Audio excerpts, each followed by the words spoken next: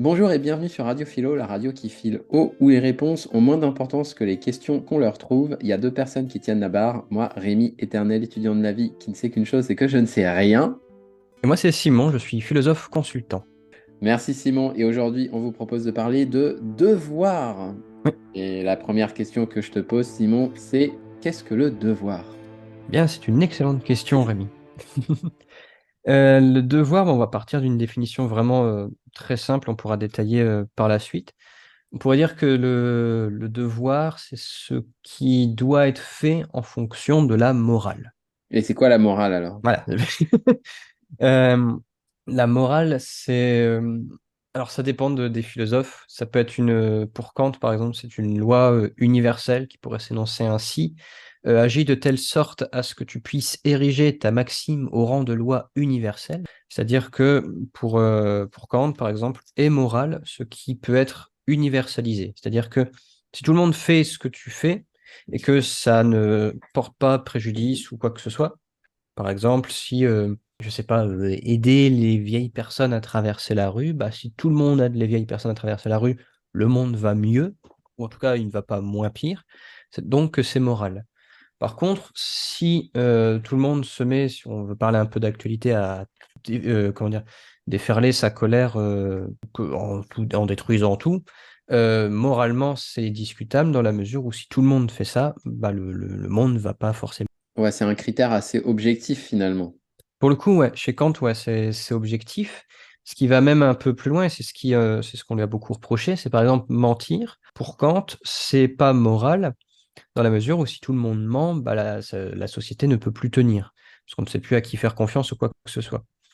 Mais là, il y a un gars qui s'appelle Benjamin Constant, enfin, il y a un gars, il est mort depuis bien longtemps, qui lui dit, OK, c'est bien beau, mais on va prendre l'exemple plus contemporain. Admettons, voilà, tu es dans l'Allemagne nazie, en France, du coup, on est en France, occupé par les Allemands, on recherche des Juifs, et on en cache chez soi, qui est un acte plutôt moral. Eh ben, dès l'instant où quelqu'un vient toquer à notre porte et vient dire bonjour, est-ce qu'il y a des Juifs chez vous? Et qu'on se met à mentir, hmm, on se rend bien compte que c'est beaucoup plus moral que dire bah oui, oui, ils sont à la cave, allez-y, prenez-les. Sauf que pour Kant, admettons, alors Kant n'a pas connu cette guerre-ci, donc si on est vraiment un pur kantien, eh ben, on devrait plutôt dire oui, oui, ils sont sous ma cave, allez-y, prenez-les, je vous en prie. Et c'est ça le problème de la morale universalisable chez Kant, en tout cas. Mais est-ce que à ce moment-là, il n'y a pas une autre loi qui dit tu vas défendre ceux qui sont démunis, quelque chose comme ça, et qui prévaut sur le fait de ne pas mentir? Enfin, est-ce qu'il y a une hiérarchie de morale à ce moment-là? Chez Kant, non, mais par contre, il y a plusieurs courants dans la morale. Et du coup aussi dans le devoir, au sens où ce serait l'exécution en acte de cette morale. Par exemple, chez Aristote, la morale, elle se définit plutôt par ce qu'on appelle une éthique de la vertu. C'est-à-dire que il prend l'exemple du courage. Vous voyez que le courage, c'est le juste milieu entre la témérité, qui serait plutôt de foncer tête baissée sans réfléchir, et la lâcheté, aussi appelée pusillanimité, pour ceux qui veulent connaître ce mot, qui est plutôt être, d'appeler ça une grosse flippette et puis qui fait rien de sa vie ou quoi que ce soit. Et donc le courage, ce serait non pas l'absence de peur, mais plutôt avoir peur et y aller quand même. Et du coup, par conséquent, chez Aristote, pour devenir une personne morale, faire preuve d'éthique et pratiquer l'éthique de la vertu, il faut agir en vertueux, c'est-à-dire faire des actes de courage. Ça, c'est une première définition de la morale. Donc la morale, chez lui, passe par les actes. Ensuite, il y a la morale kantienne qu'on appelle morale déontologique, qui est bah, du coup la distinction entre agir conformément au devoir, par exemple respecter la vitesse de circulation, pas dépasser 130 sur autoroute, etc. On agit conformément au devoir et non pas par devoir. À l'inverse, agir par devoir, il appelle ça l'impératif catégorique, c'est-à-dire le tu dois parce que tu dois. Ça va être, bah voilà, quelqu'un se noie, dit à l'aide, aidez-moi, bah tu réfléchis pas, tu vas le sauver. C'est quelque chose qui te pousse à agir par devoir, du coup. Et pourquoi vous avez fait ça? Bah je sais pas, c'est mon devoir. Et enfin, il y a la morale chez ce qu'on appelle les conséquentialistes, avec Jérémy Bentham notamment, mais qui, lui, du coup, est moral, un acte dont les conséquences sont bénéfiques au plus grand nombre. Et dans ce cas-ci, par exemple, je sais pas, moi, c'est... Voilà, si on prend t'as déjà vu ou joué à Last of Us? Ouais, Ouais. Alors, spoiler alerte. C'est plus comme je crois bien que du coup, je sais plus comment elle s'appelle la gamine, mais ouais. en gros elle est immunisée et du coup l'idée c'est de la sacrifier du coup pour résoudre le problème des infectés. Ouais, pour créer des antidotes à Ouais, partir de son sang ou je sais pas quoi. c'est ça. Et donc là, d'un point de vue déontologique, chez Kant, bah, ce serait pas moral, parce que du coup, on tue pas les gens comme ça. Mais par contre, d'un point de vue conséquentialiste, étant donné que la conséquence de cet acte, donc tuer quelqu'un, en gros, va bénéficier au plus grand nombre, là, on est dans un acte plus moral. Hmm. Ouais, donc il y a différents types de devoirs alors. Ouais, il y a différents types de devoirs selon, on va dire, la morale que l'on s'instaure. Parce que j'ai l'impression, en tout cas intuitivement, qu'il y a quand même quelque chose qui nous pousse à agir moralement, de par notre culture, de par notre éducation, qui serait plutôt quelque chose d'un peu kantien, mais d'un point de vue purement pragmatique, le conséquentialisme est beaucoup plus adapté à un devoir, on va dire, plutôt collectif. Au mieux un sacrifié pour sauver, je sais pas, des centaines de milliers de personnes. Hmm. Mais il y a quelque chose qui n'est pas forcément objectif dans la nature humaine, parce que ça me rappelle le film iRobot avec Will Smith. Ouais. À un moment, il tombe dans un ravin, la voiture Mhm. commence à se noyer, et c'est un accident avec deux voitures. Il y a deux Je voitures qui crois. se noient, Mhm. et là, il y a un robot qui arrive Ouais. et qui détecte tout de suite, bon, bah, l'espérance de vie de... Il y a une petite fille dans une Mhm. voiture. L'espérance de vie de la petite fille est beaucoup moins élevée que celui de Will Smith, et donc il Mhm. décide de sauver Will Smith. Ouais. Et Oui, je suis pas d'accord avec ça. non, mais non, je crois que c'est pour ça qu'il est les robots après. C'est pour ça qu'il hait les robots, ouais. Et là, on se dit finalement, quand j'ai l'impression que c'est quand même quelque chose d'assez objectif, alors Ouais. que nous, quand on le vit au quotidien, c'est pas du tout ça finalement. Non, non, c'est sûr. C'est pour ça que la théorie de Kant, elle est belle, on va dire, entre la distinction agir conformément au devoir et agir par devoir, et du coup, le vrai acte moral est celui qui fait par devoir, le vraiment tu dois parce que tu dois. Mais à l'épreuve du réel, ça tient difficilement la route, parce qu'on se rend bien compte que, par exemple, tu caches quelqu'un qui est poursuivi par un tueur en série, qui veut cette personne-ci précisément, tu vas pas lui dire, oui, oui, tenez, la voici. Parce que c'est pas moral de mentir, tu vois. Hmm, Mais, mais par rapport au devoir, c'est les grands débats qu'il y a maintenant avec, par exemple, les voitures autonomes. hmm, S'il y a un conflit, est-ce qu'il vaut mieux écraser, enfin c'est affreux, hein, mais un groupe d'enfants, enfin non, un enfant ou un groupe de vieux, enfin toutes des choses comme ça, comment faire coïncider l'éthique là-dedans? Sachant que je trouve que l'objection de oui, mais un humain saurait le faire, non, pas du tout. Un humain saurait pas exactement, tu vois, t'as le choix entre une grand-mère et un enfant, pour le peu que tu détestes les enfants, et tu préfères les grands-mères, je sais pas, ton inclinaison va plus aller là-dedans, ou je sais pas quoi. Enfin, j'ai pas de réponse à ça, mais c'était l'expérience du tramway. Il y en avait plusieurs en psychologie comme ça, euh, et plusieurs variables, mais il y en avait une, c'était voilà, vous êtes au-dessus d'un pont, à côté de vous, il y a un énorme monsieur, il y a un tramway qui arrive qui va écraser les ouvriers. Qu'est-ce que vous faites? Et l'idée était de savoir si les gens allaient pousser l'énorme monsieur pour justement stopper le tramway et éviter que les ouvriers meurent.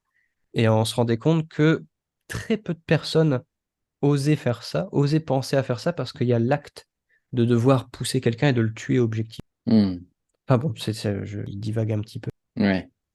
Et ça se réfère à quoi ce je dois, si je prends par exemple mon activité sur l'aquarelle, je dois peindre tous les jours, ou je dois absolument travailler ma technique, ou je dois absolument faire ci, ou je dois absolument faire ça. En fait, toutes ces injonctions qu'on s'impose, pour moi, c'est différent bah, en fait, ouais, je dois peindre parce que je sens que c'est vital pour moi. Mhm. J'ai l'impression que ce sont deux formes de devoirs différentes alors que c'est le même mot. Ouais. T'as les devoirs, on va dire, plutôt de l'ordre moral dont on vient justement de parler. Mais après, il y a aussi les devoirs qui sont peut-être notre propre éthique personnelle, celle qu'on se bâtit en fonction de notre réalité, ce qui nous semble juste pour nous. Et là, c'est plus quelque chose qu'on s'impose Et du coup, par conséquent, c'est un devoir qui est une forme de liberté consentie. Enfin, un devoir consenti, du coup, qui est presque une liberté. Et je pense que ça s'inscrit dans peut-être une déontologie qui nous serait personnelle. Genre, ah oui, étant donné que je veux devenir tel type de personne, tel type d'entrepreneur, tel type d'artiste, pour y arriver, je me mets ces impératifs-ci. C'est peut-être des commandements, tu vois, des commandements qui me sont propres, qui me permettront du coup d'atteindre. Hmm. Et est-ce que c'est vraiment bénéfique pour nous le devoir ou est-ce que c'est quand même nuancé? Parce que quand on se dit je dois faire ci, je dois faire ça, je dois faire le ménage, je dois faire la vaisselle, je dois faire ci, je dois faire à manger, est-ce que c'est pas un indicateur que bah, on est dans des activités qui nous inspirent pas et on a plus intérêt soit à simplifier, supprimer ou déléguer ces tâches qui nous inspirent pas à partir du moment où on dit je dois et plutôt s'orienter vers les tâches où on se dit tiens, j'ai envie de faire ça Mhm. envie de peindre, j'ai envie de me reposer, j'ai envie de regarder telle ou telle série. Ouais. Comment, Bah, est-ce qu'il y a quelque chose qui, ouais, c'est ça, est-ce qu'il y a quelque chose qui permet de voir si le devoir est bien ou pas bien pour nous? mhm. Là, je pense que je mobiliserais plus Spinoza, qui lui parle de puissance d'être. Si les actes que tu fais ou les pensées que tu as augmentent ta puissance, alors je vais faire un petit récap. Chez Spinoza, rien n'est mal ou bien dans son essence. C'est-à-dire, voilà, le fait de peindre tous les jours, c'est ni bien ni mal d'un point de vue objectif. Ça va être bon ou mauvais selon si ça augmente ta puissance d'exister, ce qu'il appelle persévérer dans son être. Il appelle ça le conatus, l'effort de persévérer dans son être. Si effectivement ça augmente ta puissance d'exister, au sens où ça te met en joie, tu te sens vivant, tu sens que tu t'approches de ton but, ça te donne le feu sacré, c'est que c'est bon. À l'inverse, si ça diminue ta puissance d'exister, si ça te rend triste, ça t'amoindrit, ça te fait, en gros, ça te fait chier, c'est que c'est mauvais. Pour toi et uniquement pour toi. Là où il faut faire attention c'est avec notre humaine condition, c'est qu'on a toujours tendance à préférer les plaisirs immédiats aux bénéfices lointains. On va préférer chiller devant Netflix en mangeant des gaufres que aller à la salle, soulever de la fonte pour avoir un corps en bonne santé. Donc je pense qu'il y a deux ingrédients à prendre en compte, enfin deux indicateurs plutôt. Est-ce que ça augmente ou diminue notre puissance d'exister? Et sur le long terme, est-ce que ça augmentera ou diminuera notre puissance d'exister? Est-ce que le fait de peindre tous les jours, admettons pour améliorer ta technique, peut-être qu'au début, ça diminue ta puissance d'exister, mais que sur le long terme, ça va être beaucoup plus bénéfique. Et dans ce cas-là, tu comprends que ce que tu t'imposes, ce que Spinoza appelle une cause adéquate. C'est-à-dire que tu sais pourquoi est-ce que tu t'imposes ça. Et du coup, tu es beaucoup plus libre d'acquiescer ou non ce que tu t'imposes. Et dans ce cas-là, ta puissance d'exister, même si tu sais que c'est chiant sur le court terme, que tu gardes des bénéfices sur le long terme, tu sais que ça te mettra plus en joie. Hmm. Est-ce qu'il n'y a pas de notion de peur aussi qui embrume un peu tout ça? Par exemple, tu te dis, bah, je dois peindre tous les jours, mais je me dis que je dois le faire parce que quelque part, j'ai peur. Si j'avais pas peur, bah, j'aurais juste envie de le faire. Mhm. Il n'y a pas une notion de peur qui, derrière, occulte tout ça et qui biaise la perception qu'on peut avoir entre l'envie et le devoir? Oui, c'est possible. Là, pareil, ça va être partie des causes adéquates ou des causes inadéquates. Si tu sais pas, c'est du coup, pour Spinoza, c'est vraiment la connaissance de soi qui va te permettre de répondre à ça. Si tu sais que tu peins tous les jours, pas par peur de perdre ta technique, du coup de faire de moins belles aquarelles, du coup de moins kiffer, de moins satisfaire tes clients, de moins vendre, etc., etc. Ça veut dire que tu le fais pas forcément pour les bonnes raisons. Parce que du coup, la cause qui te mène à faire ça, c'est une cause, ce que Spinoza appelle de l'ordre de la tristesse. Ça amoindrit, du coup. Le moteur, c'est pas. Tu fais ça pour éviter l'amoindrissement et pas pour justement augmenter ta puissance. Hmm. Ouais, donc en fait, la question à se poser, c'est est-ce que ça me met en joie ou pas? C'est ça. Et pareil, par joie, c'est pas genre l'euphorie constante H24, 7 jours sur 7. C'est presque une maladie mentale. C'est vraiment, ouais, j'ai pas d'autre terme que augmenter sa puissance. Et ça se ressent vraiment dans le corps, c'est que tu as un super mindset, un super état d'esprit, tu sens que tes épaules sont plus larges, en tout cas, tu as le buste en avant, et tu pas recroquevillé sur toi en train de peindre, au contraire, tu es fier de ce que tu fais, tu sens, c'est de la sensation vraiment, cette puissance. C'est un peu comme, je sais pas, tu as fait un truc que tu kiffes, ou tu vas voir un concert que tu aimes bien, tu sens que ça te met en joie, et tu dis, ah, il y a du monde, je fais la queue, mais c'est pas grave, je comprends, c'est pour voir The Cure, ou je sais pas quoi. Et tu sens en fait cette puissance. Et à l'inverse, tu le sens aussi quand tu fais un truc que tu n'as pas envie de faire, mais que tu sais que ça sert à rien. Je sais pas, comme dans une relation, mettons, tu t'entends pas avec ton voisin et il t'invite à prendre un café et tu y vas parce que tu es poli. Bah, tu sens que tu y vas, genre, oh, j'y vais, mais c'est bien pour ça. Et tu sens que tu y vas pas, ah, bonjour, cher voisin, comment allez-vous? Vraiment, genre, bonjour, ça va, il fait beau, hein? Enfin, je vois, c'est vraiment le cliché, mais alors que ce qui augmenterait ta puissance, c'est juste lui dire, bah, désolé, je suis pas dispo ou j'ai pas envie ou des choses. Hmm. Et comment on peut mieux vivre avec ce devoir? Parce que quand tu regardes un peu tous les débats politiques, tous les machins, tous les trucs comme ça, qui sont un petit peu conflictuels, tu te rends compte que chacun a son opinion sur la chose. Il dit, bah, en fait, il doit faire ça. Le président, il doit réagir comme ça. C'est abusé d'avoir réagi comme ça. Comment Mhm, tu peux mieux vivre ce genre de période où tu as l'impression que tout le monde se tire dessus? Parce que mhm, tu te demandes si c'est pas un système de valeurs ou de jugement qui se collisionne entre eux. mhm. Bah, moi, pour le coup, je mobiliserais plutôt les stoïciens, au sens de, bon, est-ce que, alors même si le philosophe stoïcien, sous l'Empire romain, il devait agir dans la cité, mais par contre, on n'a pas vraiment de pouvoir décisionnel sur notre gouvernement. Même le vote n'est pas vraiment un véritable pouvoir décisionnel. Mais et dans ce cas, je pense que ce qui serait le plus sage, suspendre son jugement sur tout ce qui est dans le discours politique, parce que personne n'en sait rien. Enfin, vraiment, c'est très difficile de savoir ce qui est juste à faire quand on n'est pas prêt. Enfin, c'est facile de dire que doit faire le président, c'est plus difficile quand on l'est vraiment, sans prendre parti ou quoi que ce soit, hein. Tu sais, c'est comme tu peux remplacer président par médecin. Ah, il aurait dû te donner des antibiotiques. T'en sais rien, t'es pas médecin, tu sais Mm. pas. Ou ouais, donne des leçons d'entrepreneuriat aux entrepreneurs, quoi, c'est pareil. C'est juste qu'on n'est pas dans ces baskets et franchement, je serais incapable de savoir ce que doit faire le président. Je sais ce qu'il ne doit pas faire, peut-être. Je peux avoir une opinion là-dessus. Mais dans tous les cas, ce qui est sûr, c'est que c'est hors de notre marge de manœuvre. On ne peut pas empêcher d'un coup d'apaiser les tensions à moins de faire campagne ou quoi que ce soit. Donc, dans un premier temps, je trouve que le plus sage, en tout cas la sagesse, recommanderait suspendre son jugement parce qu'on ne sait pas ce qu'il faut faire. Deuxième point, même si on savait ce qu'il faut faire, on n'a aucun pouvoir là-dessus. Mm. Ok, d'accord. À ce moment-là, prenons. Donc ça, c'est pour les situations sur lesquelles on n'a pas de contrôle. Sur les situations Ouais. sur lesquelles on a du contrôle. Mhm. Et là, je vais prendre un exemple assez commun qui est la situation de couple. Ouais. Dans une situation de couple, et puis supposons que ton conjoint ou ta conjointe te propose d'aller voir sa belle famille. Mhm. Et toi, tu n'en as pas spécialement envie. Mais à ce moment-là, il y a une forme de devoir.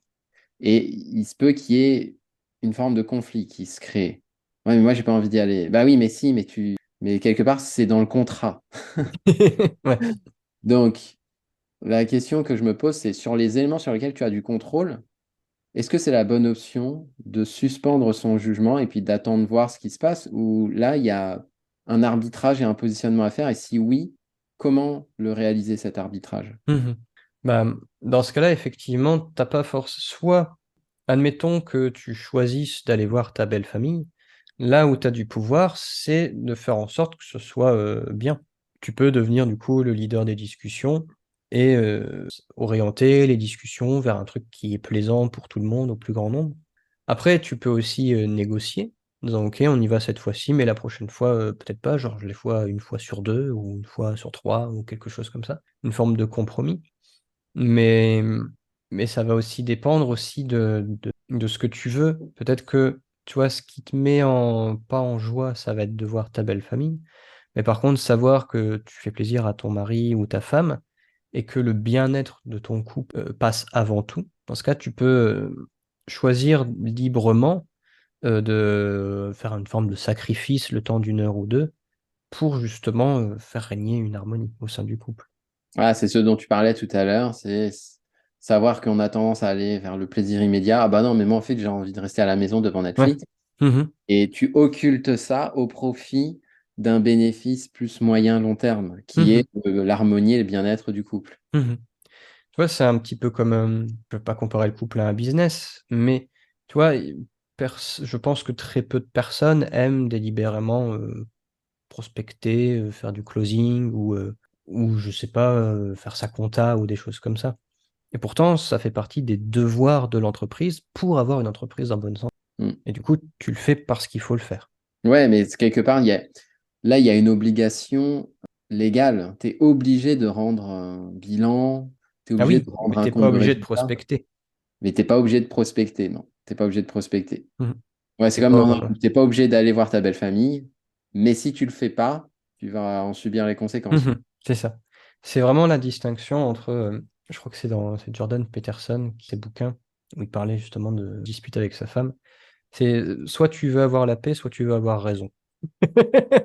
C'est un peu cash, mais ça marche pour autre chose. Tu vois, tu t'es disputé avec un ami, voilà, tu avais été voir, je sais pas, le dernier Indiana Jones ou le dernier Wes Anderson avec un de tes potes, admettons, et il dit ouais, mais c'est vraiment de la merde, il aurait dû utiliser une caméra comme ça, etc., etc. Soit tu veux avoir raison, tu lui prouves par A, tu prends ton énergie pour lui prouver par A plus B que ce qu'il pense c'est de la merde. Soit tu veux avoir la paix, tu dis ouais, ouais, bien sûr, vas-y, on va boire un verre. Hmm. Mais il y a des thèmes sur lesquels tu peux pas, entre guillemets, te laisser faire. Ben, par exemple, si je vois passer une idée sur l'aquarelle qui me semble complètement fausse, je peux pas rester indifférent et dire, ouais, ouais, non, mais vas-y, fais comme tu veux. Là, je suis obligé de dire, attends, si tu fais ça, tu, tu te diriges vers, tu vas te prendre un mur à ce moment-là, Mhm. et pour telle Oui. raison. Donc, à quel moment tu décides de dire, bon, ça, je laisse pisser, et puis comme ça, j'ai la paix. Ou ça, non, ça c'est important pour moi. Bah, pour le coup, je trouve que ça dépend de la personne qui émet l'idée, quoi. Si c'est admettons, si je prends dans mon cas, si un de mes clients me dit, bah oui, mais moi je veux faire ça, ça et ça, et que je vois d'expérience qu'il va droit dans le mur, je suis dans l'obligation professionnelle de lui dire. Par contre, si c'est un lambda sur Internet et qui veut juste me faire chier, fais ton truc et tu verras par toi-même que t'as tort. Hmm. Parce que pour le coup, on va dire que une des personnes mérite, des guillemets, toute mon attention et l'autre personne, si c'est juste un petit con ou je sais pas quoi, tu vois, c'est comme quelqu'un, admettons, tu vois, si quand j'étais suivi par la BGE ou la CCI pour monter ma boîte, qui me disait oui, il faut faire des visites, il faut que vous alliez dans tous les réseaux de networking, etc. Maintenant, avec l'expérience que j'ai maintenant, je dirais ben non, c'est n'importe quoi, ça sert strictement à rien de faire ça, etc. Mais si, je sais pas, je vois un conseiller en entreprise qui, du coup, n'a pas sa propre entreprise, bah, je vais pas m'embêter à perdre du temps à essayer de lui montrer, lui prouver qu'il a tort, parce que tu peux pas. En fait, les gens changent difficilement d'avis. Et même quand ils changent d'avis, ils ont l'impression de ne pas avoir changé d'avis. Euh, donc, ça va être beaucoup plus difficile de démontrer à quelqu'un qui veut avoir raison qu'il a tort. Essaye de convertir un platiste que la Terre est ronde, il va me prendre des temps et des temps. Donc, je suis occupé de me perdre dans mes pensées. Euh, on va dire qu'il y a deux cas de figure. La personne est prête à accueillir ton opinion et ton expérience, etc. Et dans ce cas-là, tu as fait ton devoir et la personne en fait ce qu'elle veut, soit elle continue à en faire qu'à sa tête, soit elle t'écoute. Mais tu as aussi des personnes qui ne veulent pas entendre, ils veulent juste dire ce qu'ils ont à dire, et on pourrait leur dire tout et n'importe quoi, ça ferait ça ou pisser dans un violon, ça ferait. Hmm. Et là, je pense que c'est plus un choix qu'on doit faire de son propre chef, à savoir alors, soit on se dit, est-ce que cette personne mérite ma connaissance, soit est-ce que cette personne n'est pas prête à l'avoir et du coup, il faut qu'elle se trompe elle-même avant de pouvoir m'écouter. Hmm. Je sais pas si ça te parle ou si je dis vraiment Non, non, non, ouais, ouais, ça me parle, ouais, ça me parle. Ouais. Oui, parfois, il faut laisser les gens faire leurs bêtises avant que Bah ouais. tes propos puissent Mhm. é- faire écho. Mhm. Ah oui, bah en tout cas, d'expérience, moi je sais que des fois il faut que je me trompe. Tu vois, je suis sur LinkedIn activement depuis quelques mois. Ça va faire 3 ans que ma compagne me disait que je dois aller dessus. Et j'ai toujours dit, ah, mais non, tu sais pas. Nanana. Bah, il fallait que je me gourre pour pouvoir dire, non, en fait, t'avais raison. parce que j'étais pas forcément prêt à l'accueillir, parce que j'ai un peu de mauvaise foi en disant, mon ami, je sais pas, machin, je sais pas. Hmm. Ouais. Donc, je pensais à la pratique de l'aquarelle, par exemple. Est-ce que c'est mieux quand ça passe d'une envie à un devoir ou lorsque ça passe d'un devoir à une envie? En fait, par exemple, je vais au sport et puis au début, ça me saoule Mhm. et je dois y aller, je dois y aller, je dois y aller. Tu passes ce palier-là et à la fin, tu te rends compte que tu commences à avoir des résultats, tu commences à perdre du poids, tu commences à avoir une meilleure énergie.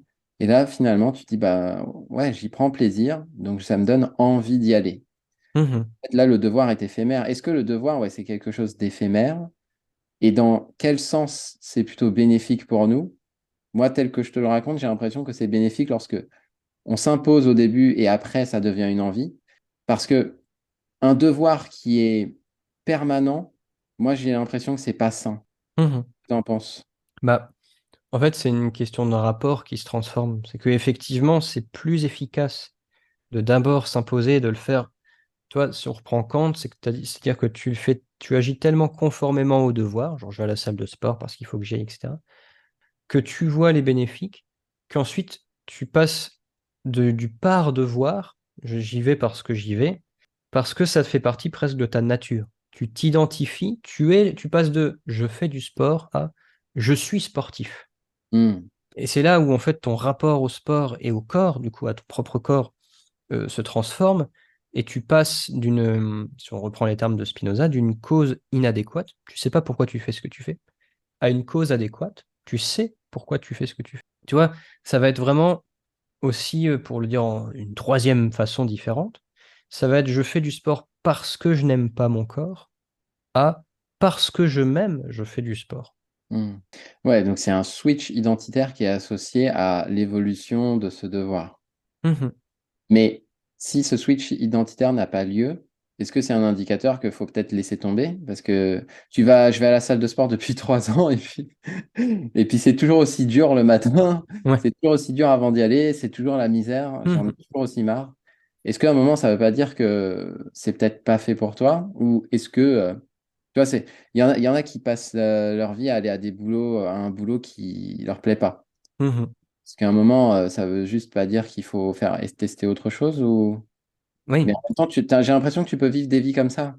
Bah, je pense que, tu vois, si on reprend le coup de la puissance, est-ce que ça amoindrit ou augmente, etc. C'est pas forcément le sport qui amoindrit, c'est la salle de sport.